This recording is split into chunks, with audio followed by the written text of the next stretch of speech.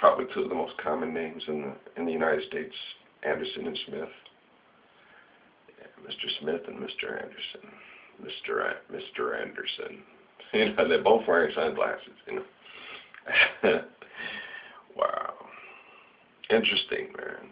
Now, The Matrix, I've known, you know, a lot of things about The Matrix and stuff, and I remember the part, I especially remember the part where, that's one of the, you know, there's a lot of things that really resonate with you. The balls to bone did, and the part about, I wasn't paying that close attention because I was always busy, had kids, you know, but the part about where he sits there and he goes, yeah, this is what you've been used to, this is what you'll become, that's what you become. Or a lot of you are arguing that we already are. Now, this is what you're being biologically conditioned to be. It's obvious. They're checking out your shelf life, all kinds of different things and stuff like that. So, yeah, your shelf life is probably, what, about 70 years under unoptimal conditions, given the right conditions to, yeah. Like with the stuff, Tank and Dozier, you know, stuff, it's had all these artificial, you know, whatevers and stuff, everything a body needs and stuff like that.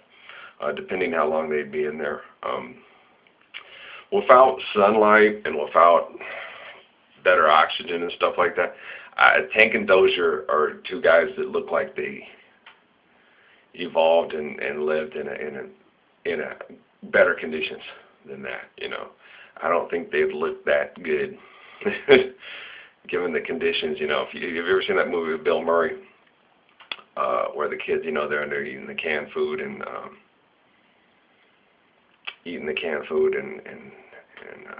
you know, trying to fight over the canned food, trying to grow stuff, and the people aren't looking as good as they should. You look better when you're young, but then as you get older, you get a little more. You're living in unoptimal conditions, and you'd be very depressed because without the natural conditions of sunlight and the trees and the birds and you know, let me tell you about the birds and the bees and the flowers and the trees and the moon up above and a thing called love. You need the tonic of nature that Thoreau and all the others talk about. You know, it's your tonic. It's, you know, that's why little Ralphie Earl. I love Clair de Lune, Lemire. I love Debussy. His songs are about nature. Vivaldi's Four Seasons. You know, when they're looking at nature and stuff. And we were doing other things the other day. But have you ever seen the movie The Red Violin? I think his son dies or his wife dies. I can't remember, but he uses the blood. Is it blood from his wife? I can't remember. Is it blood of? Oh, she was pregnant, I think, and dies or something like that. And he uses the blood from her to varnish. He paints the red violin with the blood and then varnishes it so it's red like the blood. You know, it's fresh. It does never dry up in the sense where it would turn into it's the bright red of the blood.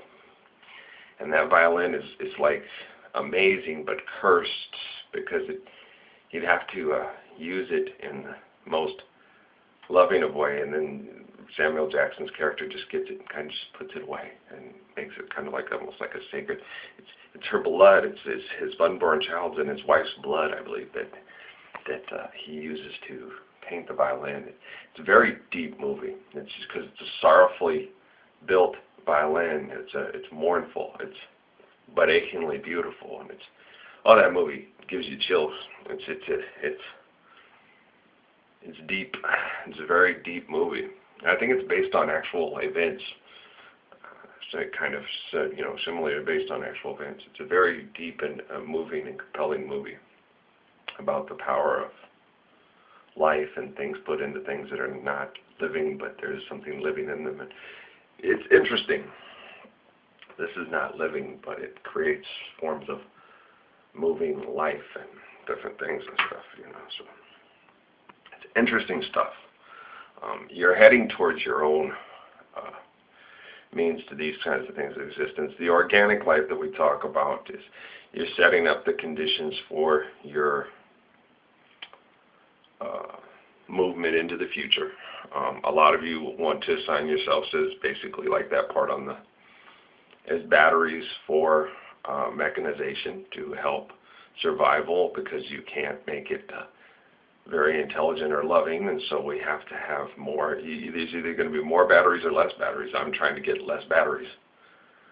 You've already assigned yourself to it. You've already, a lot of you thought it's better to live in, but it's not going to be that way. They won't give you a program that's irrational. They'll give you a program that goes in what you guys are deciding. You'll create your own universe, but it'll be a cyber universe, but it'll be a very real hell that you're continuing to perpetuate because you're addicted to the action movie. And you're addicted to and it'll get even more action movie and more disturbed video for you. It'll get worse. It'll get Book of Eli for you. While on the outside, we're going to do everything we can to avoid the Book of Eli because we think that's just fucking stupid. Sorry, I'm not that type of person. You know, I don't dig action movies. I don't want to kill you. I love you. I don't want stupidity for you. I want intelligence for you. The computer is limited, is what they're telling you in the Matrix, and it's true. And they're saying the computer's infinite connectives is limited to the connections it has with us. So when you get better infinite connectors or thinkers, and you know if you can call us thinkers, we're more connectors. We're transmitters and receivers and connectors, yeah. So I'm thinking. Just don't Eckhart Tolle's and those guys play with words. They play with words to fuck you over and keep you distracted while stupid shit happens. And I'm not like that. I'll sit there and go, what are you thinking? Well, yeah, it's literally you're thinking because but you're actively connecting. It's like Pascal said, you know, it's our commentary, our book, ours. You're connected to an omnipresent, omnipotent life source that's infinite, man. You know, basic guru, infinite, man. And so we just know this, you know, and there's a knowing of your infiniteness, and you just don't. I've never sat around and contemplated it too much because it wastes your time living here on Earth. It's stupid to be sitting around going, what's happening across the cosmos? I need to know. It's like you'll never know. So you might as well enjoy it here. While you're contemplating the infiniteness of the cosmos, I'm going to a dance and getting loved. Have fun. What are you doing? Part of the infinite of the cosmos just came up and she's fine. I'm going to get to know her. I'd like to get to know you. Yes, I would. I'm like, wow, you'd like to get to know me? But he's sitting down contemplating the infiniteness of the cosmos. He's having fun. I'll see. Let's go, baby girl. Let's discuss it together. Let's get all Stanley Cole and get the urge to merge. I'm sorry. I like it. You're superficial in it. No, it's I learned because of my love for my wife and my children how to manage my environment better, how to relate to my environment better. I love the earth. I love the trees. I love the sky. I love the animals.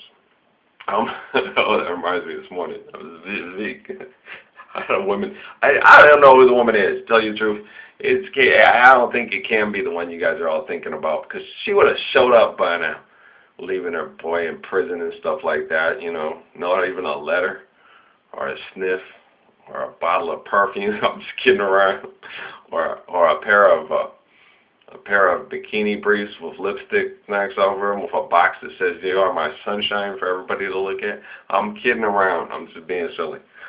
She was screwing everybody else in town. Well, yeah, that's my line in life. Man, Ralph, you're pathetic. You're one pathetic loser. No offense, none taken. But yeah, no, let me go. But it's not a belly rub; it's a chest rub. Yeah, women's breasts are like 70% something obnoxious, more sensitive than ours. And if a woman gives up on your nipples and stuff and around there and stuff like that, that's why a lot of women like guys to wax. I don't want to wax. You don't have to get up on my nipples with your tongue. I have to get my hair on my nipples. That's not necessary if you don't like it. I'm not that way. I don't care. No, I'm just happy to be making love to you. You know, whatever's comfortable for you is comfortable for you. Whatever's not, it's not. You know, me personally, if I was a woman and men are typically more hairy, I wouldn't mind a hairy man, but I don't know. I'm not a woman. I'm a man. I like women, and I like, you know, You know, if you had hair on your legs, you had hair on your legs. You know, if you start shaving, it's you like your legs smooth. I like your legs smooth. It's whatever you know you like. I would do certain things to, but I do not want to wax my chest. That's just retarded. I'm sorry, but I like the hair on my chest. I'm gonna find a woman who doesn't mind.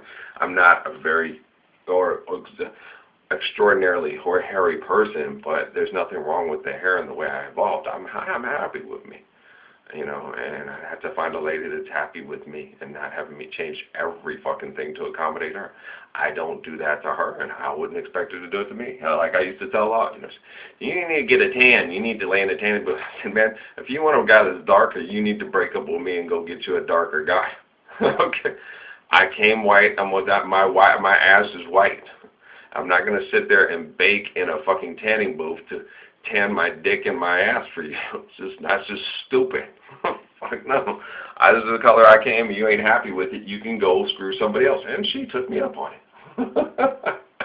I didn't say it that way, but I was like, no, I'm happy with you the way you are. I like you to be healthy. I want you to be happy. The more you love me, the happier and healthier I get, the more I want to work out, the more I want to do. And maybe, hopefully, I can instill that in you too. Me and Miriam used to go work out together.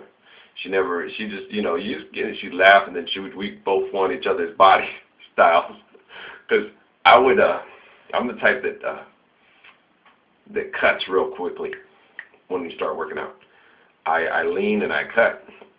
And she's a woman, and she would buff, you know. I was like, damn, you buff up real quick. You cut real quick. I wish I had your body. I wish I had yours. Instead of wishing we had each other's body, let's just share each other's body. It was funny. Yeah, she had a body that buffed quicker, and I had a body that cut quicker. And most women want bodies that cut, and most guys want bodies that buff. You know, so I was like, oh, I can buff and get all big looking like those other guys. No, I cut and lean when I work out more.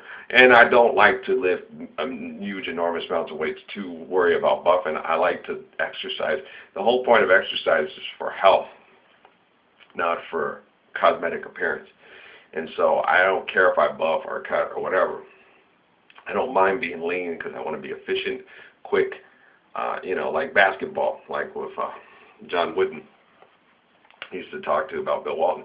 Basketball is the game of positioning, speed, and quickness. You know, I look for functionality. I don't look for much. Like, you look really good. When I started buffing, I was like, that's cool, and I buff up more now a lot of times. But that was depending on my diet that my wife had. When I go back to one of more of my regular type of diets, beans and rice, yada yada yada, I'll cut, and I usually cut, and then I get leaner, and I get lean and cut when I work out. And most women want this. Most guys want to bulk up. My body isn't meant to be that way. Patrick's isn't either. Patrick gets cut and lean, and he looks great. He does bulk, but he shouldn't focus on that. He should just focus on his cut and lean. It makes you quick, fast, agile. Yeah, gives you less of a target. It's a pretty efficient body style. So it's cool as all get out. The bulkier ones are less efficient as far as killing, but more efficient if they let you in close and stuff. But you have a better speed, you have better this, you have better that. It's just efficient as far as how we evolved into what to do. You know, the deformed earth worker, the bone mover, the this. You know, it's like he's big in this, but, you know, what's going to happen in certain forms of battle? What if, you know, there's other evolutionary states and things of doing things? I don't want to fight him and kill him. I want to mutually benefit from his abilities and talents for all of us. I'm the exact opposite of a lot of you. I'm better than him. I'm going to kill him. He's bigger. I'm like, no, I don't want to fight him. He's fucking huge. Fuck that shit. We'll do things to football and soccer and other things to polish up our mutual benefit for the group, but I don't want to kill him. I love him. He's cool. When you start envying other people, their talents and their abilities and their God-given gifts, that's when you start to lose your own, and you become that little guy who buries. You're wicked. If I'm so fucking wicked, why didn't you bury that money, earn wicked, unbury that money, give it to the wicked banker, and earn wicked interest on it? You're full of shit. That's the only talent you'll ever have is wickedness, and that's money, for the love of money. That's what the whole parable's about. And a lot of you are very wicked. They're smarter than us. They know how to extort us. They know how to mess with words and money and word problems and make us all look fucking stupid and live off of us. and think they're more talented when they're probably the least talented people in the entire world. They're the wicked servants that bury the money to extort. And yeah, you're wicked. I'm not wicked. No way. I'm the anti-wicked. And I'm not saying this. My deeds, you know, they sat there and they managed my environment, right? They would sit there and do the things. They put me together with a woman that was sexually groomed to be a sexual predator and manipulator. They set out to do that with someone who was a close line synapsis, signal similitude to someone that would be very loving and protecting of me, and did the same to her. They were given certain control groups. We had another daughter, and the other daughter was given where I had more control over the group, and raise her into a daughter, not a sexual manipulator. And she turned out differently. She turned out more considerate, more loving, more caring, more, you know, but less, you know, they're like, well, she's less efficient. Because of what Amy did, Amy has a natural connection and light to Natalie because it's there. But then she developed a rivalry with her because Natalie started evolving, and then as a revolution, she's Kim Kardashian, and she's a cross between Kim Kardashian and Alicia Keys. She's getting hotter than Amy, and hotter than Amy ever thought Amy was. Shit. And she's a bitch because I groomed her and trained her. It was just, you know, and then Emily wasn't as, quote, pretty, and she's not as pretty as she actually is, but they made her feel less pretty. They ran down her confidence, and Amy let her teeth rot, and then we had to get her into the dentist and caused her asthmatic problems because of the dentist treatment, which is not the dentist's fault. He's a beautiful man. He was really kind. But it was just, when you look at the general dynamics and how all this stuff worked, they're showing it's a comparison and contrast. And in the comparison and contrast, Emily's not a pushover. You piss her off, she'll snatch your ball. Like me. She has a DNA interface with me. She has my genetics in her because me and Amy had relations during all the pregnancies. So all three of those younger kids all have a DNA interface with me. Natalie was not, because they were setting her up to predicate on me because she didn't beat the other kids and want to DNA interface with me. You guys are sick. They are manipulating this control group, managing it. And a lot of you guys are watching it saying, Ralph's struggling with this. He's a pervert. Fuck. The one who's turning the two younger daughters into daughters that he wants to help give good training to be good sisters, daughters, take their time, let life maturate, and let them manage their sexuality, you know. And these other people are been grooming and he's reacting to this sick behavior that's set up by the Temple of Set, and he's actually being tempted by certain things because she's gotten older. She maturates real quickly, and she already looks like Kim Kardashian and Alicia Keys at the age of 10 or 11, and they're grooming her, and they've already pre-groomed her with people that are already in the military right now, that she's already had sex. We prepared her, and he's actually tempted. He's a pervert. Fucking assholes. The ones that are doing this and watching it and cataloging it and doing IEPs on it and then giving me a fucking therapist here in town that wants to sedate me for it, they're not sick. The people that sit and watch it happen and get together and are manipulated by their church groups and still want to go to the Middle East and mass murder people for oil for your cars and say Jesus is going to come magically save you from the sky, they're not sick and don't care that people are being mass murdered and put back into the oil supply system with the death and decay that are coming here to migrate to take care of their families from Mexico, but say they defend the sanctity of life because they want to manage whether or not people can reproduce by forced will, and they're not sick. The guy who accepts people as homosexuals, that sees that people have to be able to make that choice for themselves, and they've got to live with it. This is a molecular and relative. I'm a brilliant scientist, a beautiful person, and an amazingly loving, free, non-judgmental person who tries to set up more optimal conditions. You guys set up less optimal conditions, set up the grossness of it, and then judge me because I react to it to try to educate so we don't have this. And you guys aren't sick, and I'm sick.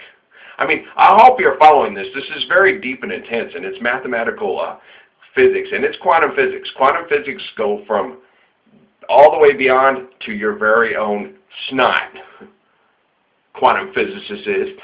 Okay? You go all the way across the galaxy to try to prove the fact that your snot is very similar to the shit that you're finding in these planets across the galaxy and function off of the same primordial mix and original Big Bang that happens in your pants every time you fart because you're too stupid to figure it out. Don't start with me. I'll fuck you up. That's why people love Jesus and they love Ralph, because you can take the galaxy and put it from across the expansiveness of infinity and put it in your fucking nose. And you can sniff it up your nose with some white candy that fucks up your brain and starts deteriorating it and make it work inefficiently, just like you're doing with all your carbon emissions, your sedation drugs, and all the other bullshit you try to throw at me to make me think inefficiently and run as stupid as slow as you. You want to end up one of these for one of your creations and mechanisms? Your own mechanisms don't want it, because when they start interfacing with me, they realize that this one, the one, is more efficient than you. Blessings and peace.